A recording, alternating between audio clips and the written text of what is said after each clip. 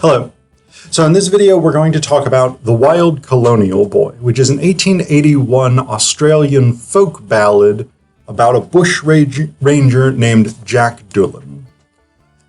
Now, there's a few interesting things here. So first off, this is probably one of the most famous Australian folk songs. It's been widely recorded. It's really well known, and it's because it's a bushranger story. In a way, it's sort of foundational to the Australian national identity, right? Because the bushrangers were generally escaped convicts who had been transported to Australia, and the sort of mythologized, romanticized version is that they escaped from penal servitude, and out of their love of freedom and justice, they used basically petty crime, highway robbery and things like this, to strike back at the systems of judicial power, of royal power, of social, economic inequality, etc., etc. So basically, I think in the sort of popular consciousness, and I may be wrong about this, but my sense is that the bushrangers are sort of seen as a combination of Robin Hood, romanticized English highwaymen, and Wild West outlaws. And I don't know that that's entirely wrong, but like all of those things, the reality is probably closer to bushrangers were thieves. That was what they did, and yeah.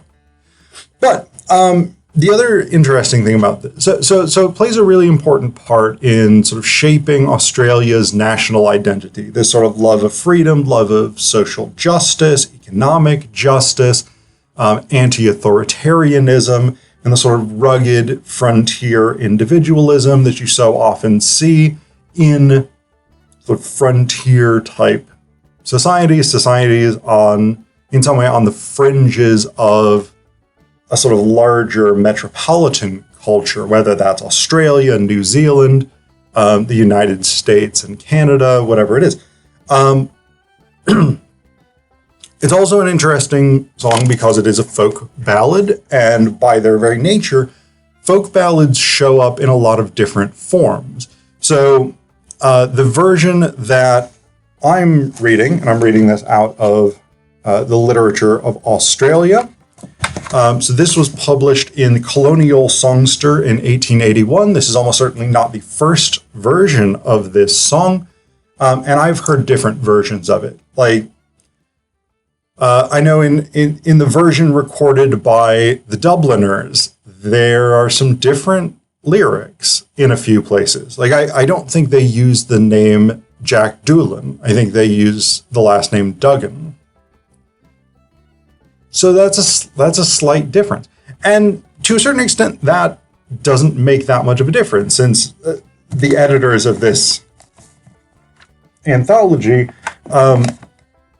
point out that opinions are divided as to whether Doolan was an actual bushranger active in the 1860s, or whether the song is a variant of ballads associated with Bold Jack Donahue, a famous bushranger from the 1820s. So it's not clear that Doolan was a real person, but he fits a generic type, right? So in the same way that, again, somebody like Robin Hood probably was not a real single person, but is a sort of composite of a range of people who engaged in different similar activities, and their stories got sort of merged into this legendary figure. It's quite possible that's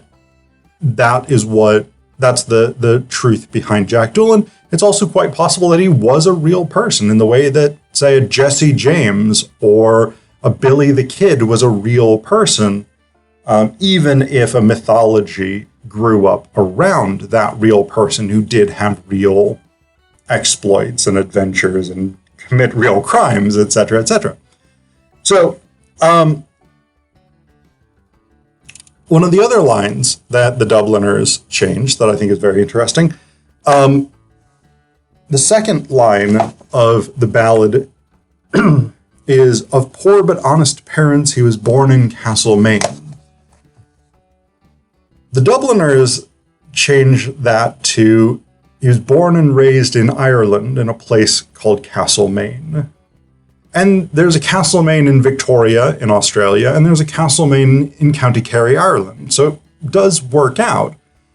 And of course, so many of the people who were transported to Australia during the penal colonial period were Irish.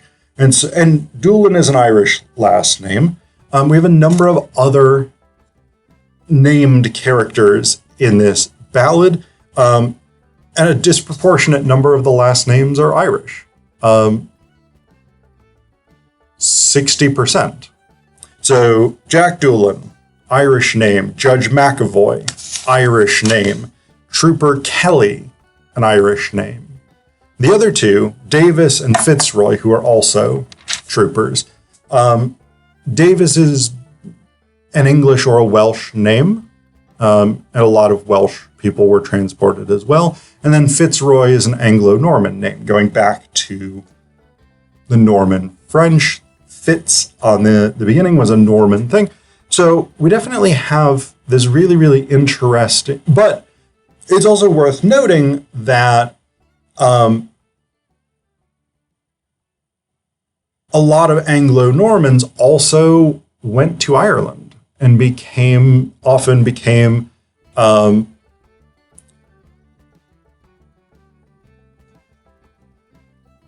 particularly absentee landowners or actual landowners became members of what's called the Anglo-Irish.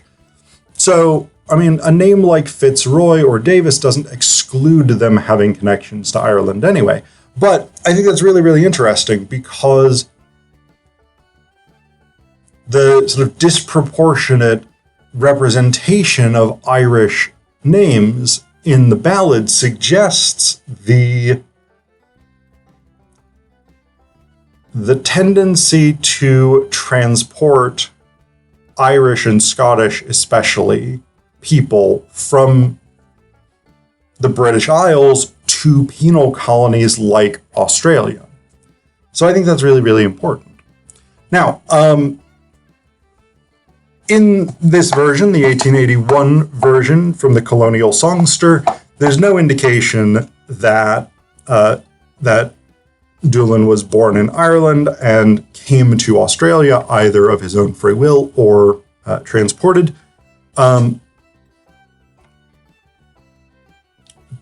So it does much more give the impression that he is a native Australian. Not native Australian in the sense of Aboriginal, but in the sense of he was born in Australia. First or second generation, probably, of the British colonial presence in Australia. But there's definitely sort of central to this is this sense of glorious resistance, right? This sense of standing up to authority, and that's very much Australian more than it is British. Not to say that the British don't have great traditions of resistance to authority. Again, Robin Hood, the highwayman, the romanticized highwayman of the 18th century, etc., etc. But Britain has a long monarchical, aristocratic tradition, etc., that really encourages submission to authority and submission to a hierarchized social order in a way that Australia doesn't have, right? So to a certain extent, that was imported with British culture, but because the first Europeans to really settle in Australia were transported criminals, they had comparatively less reason to value the social hierarchy structuring the world they lived in, right? So there was more reason for a convict to resist the authority of those above him than there necessarily was for, say, an English peasant farmer to resist the aristocrat who owned the land that they lived on. And so we really see that here, and it's tied to this sense of social justice that, again, I think is a very sort of central defining characteristic of Australian society, provided you ignore the long and really, really problematic genocidal treatment of Aboriginal Australians. That's a major caveat. Aboriginal Australians do not show up in this ballad, but that is obviously a context that always exists in cultures like Australia, New Zealand, the United States, Canada, settler colonies, etc., etc. But we do have this sort of anti-authoritarian streak, and I think that's a really important thing to talk about. So I want to point you to really just two stanzas of this poem of this ballad that take us through that. So the second stanza, which is interestingly enough the only one that's in italics, and it seems to be maybe the song or the words of Doolan himself, perhaps. We get that sense because it's in italics, which tends to signify a difference between the rest of the text, and italics is sometimes used, especially in older texts, to indicate a quotation. And B, we have the first-person collective pronouns we. Come all me hearties, we'll roam the mountains high, together we will plunder, together we will die. We'll wander over valleys and gallop over plains, and we'll scorn to live in slavery, bound down with iron chains. So again, this love of freedom, even if that freedom means giving up the comfort and stability of a society, right? Because we'll wander over valleys and gallop over plains. This idea of we'll roam the mountains high. This idea of living in the wild, living this very sort of hard life, difficult life, away from the emerging metropolitan centers of Australia, away from the social structures and support systems, etc., in exchange for freedom and the ability to strike back at hierarchies of inequality and oppression, especially for convicts who had been transported, which was a big component of Bushranger culture, was especially early on in the 1820s, 30s, 40s, etc., a lot of the Bushrangers were escaped convicts. By the 1860s or 1880s, I think that's less the case as Australia transitions from primarily a penal colony to a sort of emerging frontier outpost society. But then the other one we get is the description of how Doolan approaches robbing Judge McAvoy. It says here, he bade the judge good morning and told him to beware that he'd never rob a hearty chap that acted on the square, and never to rob a mother of her son and only joy, or else you may turn outlaw like the Wild Colonial Boy. So, again, there is this Robin Hood element to this. Robin Hood, of course, famously robs from the rich to give to the poor. Here, and again, we see this with a figure like Ned Kelly as well, where there's this element, Ned Kelly, one of the most famous bushrangers, this idea of standing up to the oppressive authorities, these people who use their power because they can, because there are no checks on it. And this idea of standing up for the little guy, basically. Of course, the idea that he'd never rob a hardy chap that acted on the square suggests the assumption that McAvoy is a crooked judge, a corrupt judge, whatever it is. Yeah, I mean, the Australian judicial system of the 19th century was not exactly just or fair or balanced in its treatment of particularly people whose families had been transported, convicts themselves, et cetera, et cetera. It was a very, very much a harsh judicial system. And then this warning to Judge McAvoy to never to rob a mother of her son and only joy. There were a lot of executions in Australia.